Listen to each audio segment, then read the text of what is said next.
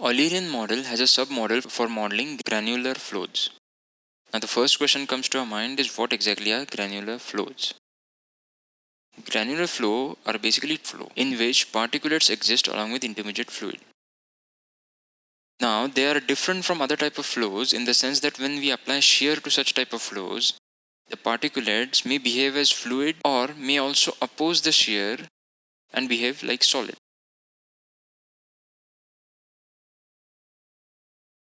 Thus, granular flow have dual nature. That is, they may behave as fluid flow or they may behave as solid when shear is applied. The behavior depends on the location and the packing as well as the concentration of the grains or particulates within the fluid. This is a pictorial representation. There is collision as well as frictional forces that play a part in the behavior of granular flows. Examples of such type of flows are particulate segregation and mixing in industrial flows, particulate drying, avalanche flows, as well as river sedimentation or soil liquefaction. Many such examples exist in nature as well as in industrial setup.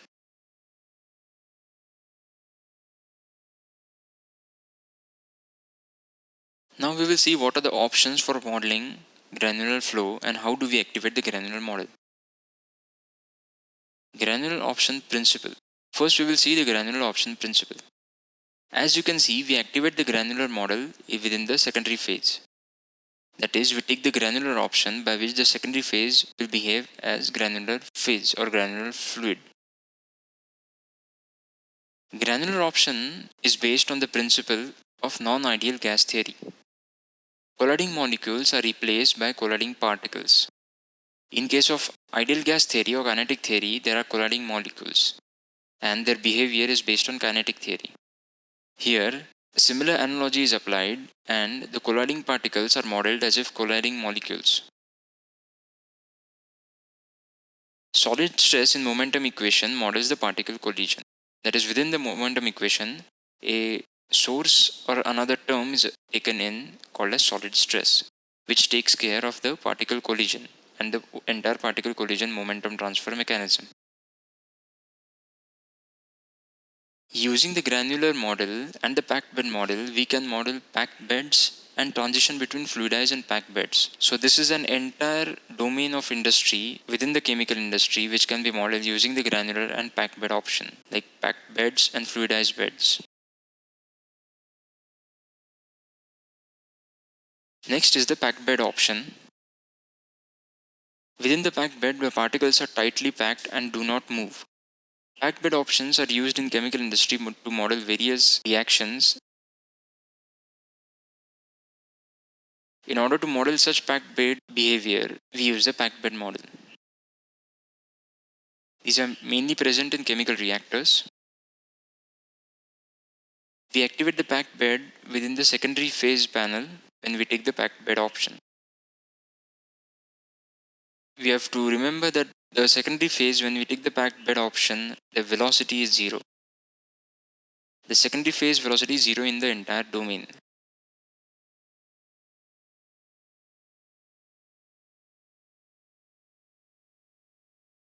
Now we will see some basic concepts related to the granular model.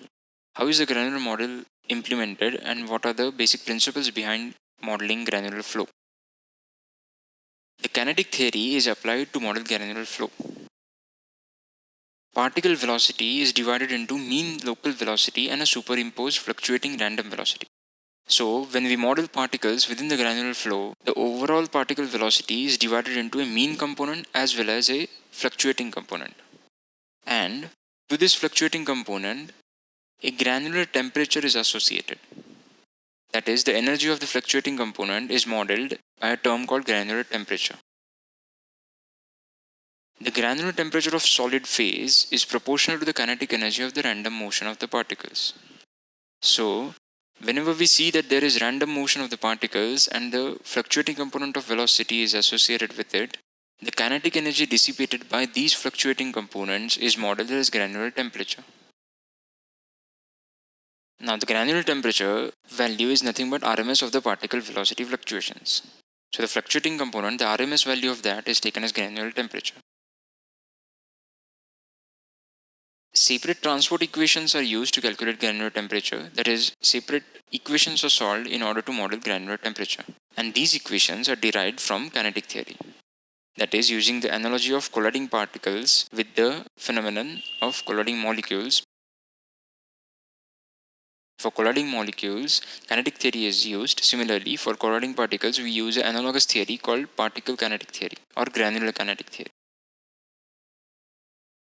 So now, as we have studied the basic idea behind modeling granular flow, we will see some user inputs that we have to give in order to model granular flow. In order to enter inputs for the granular flow, we enter into problem setup, phases, secondary phase, and then we edit various inputs related to granular model within the secondary phase panel. That is, we go to problem setup, we click on phases. Here a list of phases will appear. We click on secondary phases, we click on edit, and then the secondary phase panel will pop up. Here we take the granular option. If we are modeling packed beds, we also take the packed bed option. We have to enter the name of the phase here. Then we select the phase material. We can also edit the phase material by clicking here. We turn on the granular option and we turn on the packed bed option if needed.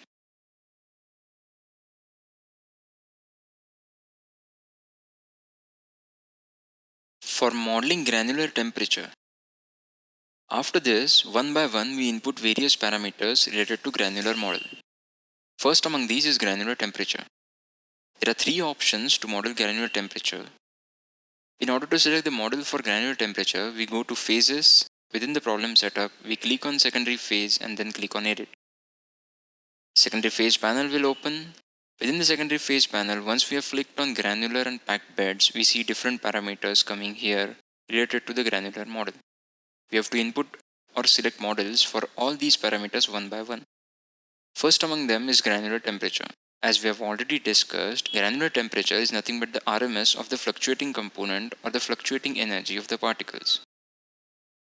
For modeling granular temperature, the first option we have is algebraic formulation. In this, a transport equation is solved by neglecting the convection and diffusion terms. And this transport equation is solved for granular temperature. Second option is a constant granular temperature. This is useful only in case of dense situations where the random fluctuations are small. That is, we do not need to actually solve an equation for granular temperature because we know that the particles are densely packed and the fluctuation in the granular temperature or fluctuation in the velocities of the particles will be very small, so that we can assume a constant value of granular temperature. That is, constant value of the energy or the kinetic energy associated with fluctuating velocity. The third option is actually giving a UDF, user defined function of our own. Now we will see the next input for the granular model, that is diameter. This specifies the diameter of the particles that we are going to model. We can either have constant or user defined. This is where we give the granular phase diameter. This is within the secondary phase panel in the parameters for the granular model.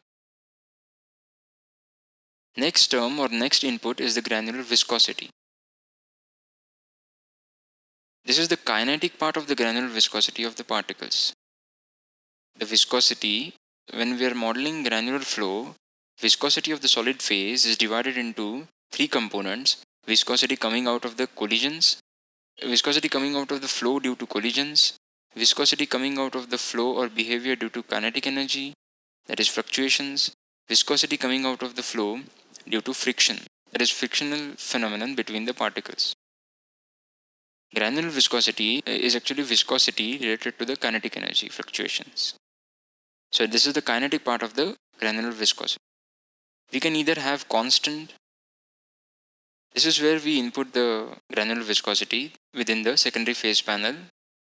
Here are the options that are available. We can either have constant granular viscosity or we can select the model Siamlal-O'Brien. This is the default model available. We can also select Gedaspov model. This is only for non-dilute flows. This is the Gedaspov model. Or we can use a user-defined model or a user-defined function of our own by using UDF. The next input is the granular bulk viscosity. This is the solid bulk viscosity. It is again given in the secondary phase panel within the parameters available for the granular flow or granular phase. We can select various options available here. This granular bulk viscosity models the resistance of particles to compression or expansion. That is, when the particles sometimes behave as fluid or sometimes behave as solid, the resistance of these particles to compression or expansion are modeled using the granular bulk viscosity. We can give as a constant value or Lunn et al., which is recommended usually, or we can give a user defined value of our own. The next term is frictional viscosity. Now, when the concentration of granular phase approaches a packing limit, the particles, instead of colliding, behave much like rubbing against each other. That is, when we go on packing the granular particles, when they come very close to each other, when shear is applied, they will not collide because the distance between them is very small. But they will rub or friction against each other or slide against each other, which gives rise to a frictional viscosity, as if there is a layer of fluid moving, and the resistance which this creates is termed as frictional viscosity. To model this particular effect, a shear viscosity is considered based on viscous plastic flow. So this entire packing of particles behaves as if it is a plastic flow, and there is a viscosity associated with it, which is termed as frictional viscosity. We can give various options within the panel for secondary phase. Here is where we input the parameters or select the model for the frictional viscosity. We can either give a constant value, select the Schoffer model or Johnson et al. Model, or we can also give a user-defined function of our own. The Schoffer model is used for packed spheres. The next user input or option for granular model is angle of internal friction. This is applicable only in case of Schoffer model. When we use the Schoffer expression for frictional velocity, we have to give additional input, angle of internal friction. Even if we select user-defined model, we need to give the angle of internal friction. We give this value within the secondary phase panel for the granular phase. That is here. First, we have to select the Schoffer model or Schoffer expression. Let us proceed to see the next inputs for granular model. This is frictional modulus. It models dynamics of pressure near the packing limit. Now, what is frictional packing limit?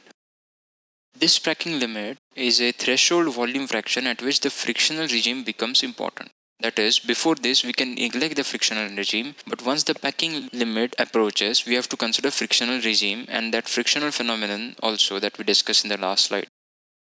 So we have to input both of these depending upon our judgment of the problem that we are modeling.